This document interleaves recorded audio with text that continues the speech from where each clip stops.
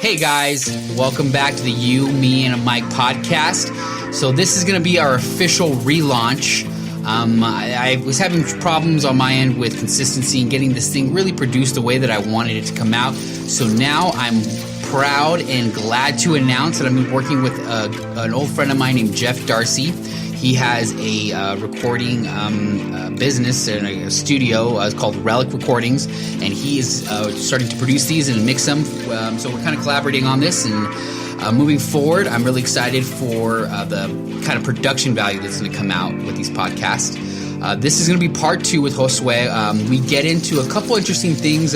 One is a follow-unfollow tactic that some people are using on Instagram, and kind of getting into what that really means and involves. Also, this pretty epic hiking trip that he went on and got lost in the snow. So without any further ado, here's part 2 with Josué. Looking back at like my own life, even now I'm trying to think of myself in the future, looking back now, and I'm like, what will I think of myself when I look back now? I'm probably going to be like, dude, why did you limit yourself mentally? Why did you not? So this year I've really taken a leap to do things, try different things, and pursuing people. Driving out here is for me is I want more of that, because I feel like I've always had awesome people around me, but I've never pursued them in a way where it's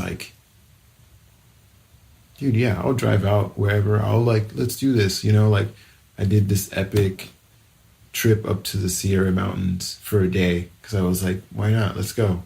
Right? You only live once. Yeah. And we were caught in a snowstorm, and I thought we were gonna die. That's the best, though. On the way back, I was so we were talking about it the other day, and he's like, dude, I got kind of scared, and I was like, dude, I got really scared, because he's a experienced hiker. I was sucking wind, and we got to the end of it, and the snow was just moving sideways, we can't see or our path. When we came in, it's getting really cold. It's getting closer to the negatives and stuff. And I was like, oh my gosh, I just wanted to see that car and just know we made it back, And, but that experience was awesome, I want to put myself in things like that more often. Not in danger, but try things that I haven't done like that. And one of them is put myself in a place where I can pursue my friends, pursue them, if it is in conversation, if it is in ventures, if it is in whatever it is, just go for it. And so that when I look back, I can't say why did you limit yourself and not try? That's my biggest push right now. Even as a husband, why did you? And for me, I found that I struggle with being angry, but I still don't understand why I'm angry. There's times where it's just why are you angry? And I don't get it. I think that's more of my own personal character flaw that I process, and we all have kind of things that we just kind of, it affects us more than others. But learning to let that go, and then learning to jump into these things is, I think this year is one of those years that I don't want to find a restraint or a limit. I just want to go all in, because it's the why not? I want to look back and be why did you limit yourself? Just go for it. And with you pursuing this, don't limit yourself, man. No, man. Do not limit yourself. I think you got to jump in, and why not? And also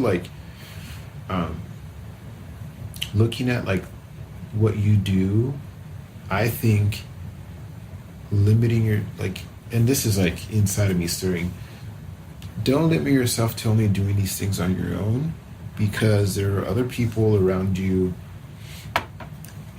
that might be a little more established or whatnot, that you might not think you're even the Mike Erie, you're dude, I am at the pinnacle. And let's say he wants to have a conversation with you, to bring you to that same level with podcasting. Don't don't limit yourself to like, I will do it by myself, but I think you also have the opportunity to like connect with a lot of others, you know, that even like what you're going through, what you're going through now, like that is very relatable to a lot of people now. Yeah, it is really like even like I was talking to Bailey in the church and how it's become normalized. Like it's become normalized. So now like people that have experienced it, like I don't know anyone that is like stepped in and like been the voice in that, you know? Yeah, because it's hard. No one really wants to talk about it. It's like the elephant in the room, you know. But I think that there's also a way that you can inform like people that are like in relationships that like are trying to figure it out and don't really understand it. There's also a way to inform people that are single that might be just going through the emotions, and or people that are like in the midst of the hard thing that just want, you know, like there's just like, that's a platform that I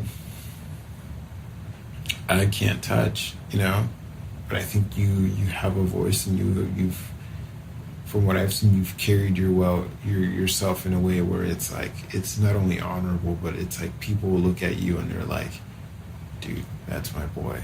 They're like, I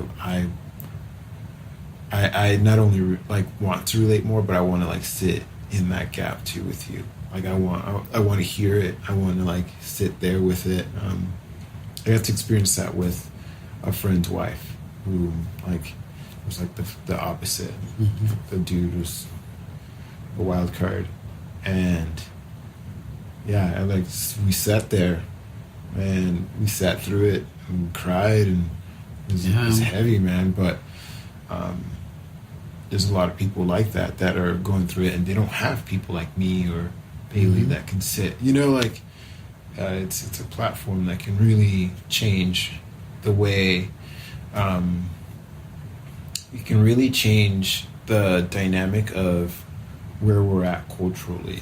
I think people really want to hear more of that. So yeah. That's one thing that I've gathered from these people that I look up to on YouTube and I watch them a lot, is that you can't, as long as you're doing you, it sounds kind of cliche, but like you do you, no one can imitate you because you are you. No one can be you. Like that's one thing that's why I even gathered the inspiration for any of this, was watching a silly KC video that said, don't be inspired to do what I'm doing and copy what I'm doing. Be inspired and think about your own life and do what only uniquely what you do. Because what people love is a genuine person, and that's what they're attracted to. And that's why I watch his videos, is because he's a genuine person. I feel like mine would have to be more traffic based, because driving into LA and out of LA, traffic is it's your neighbor, it's your best enemy. It's the soul sucking, time sucking, you know, monster. Oh, I hate traffic, dude. That's one of the things that I love about my commute, is that there is very little to zero traffic. And when I hit traffic, oh my Lanta, do I lose my temper. Like how is this last Saturday, because I drive I literally, that's the thing, is that I live in Temecula. I live an hour and 10 minutes away from my job. Before I lived here, I lived in Whittier, and that was 45 minutes away from where I work. It's only 45 minutes? It's 45 minutes, and I spent the same amount of time commuting, except from Whittier, I sat in traffic every single day, and it blew my mind, because nothing is worse than starting your workday than being pissed off when you go to work. Like I finally And I hadn't experienced that for a long time. So this last Saturday, I start driving into work. There's a major accident on the 5 freeway where an RV caught on fire. Ooh. So traffic is terrible. My Google Maps is routing me different ways.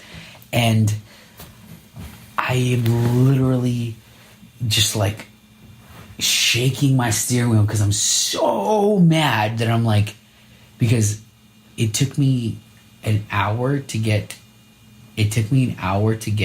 15 minutes away from work, and it took me an hour to get that 15 minutes to work because that's how bad traffic was.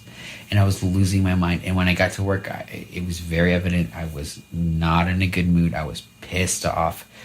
Everyone knew, like, oh, I was late. I was like a half hour late. I didn't sell a car. It was just like it was just the worst way to start off work. And I remember I told my manager that. I was like, I don't know how anyone comes into work sitting through traffic every single day. It's the worst way to start work. You start off pissed, upset, bitter.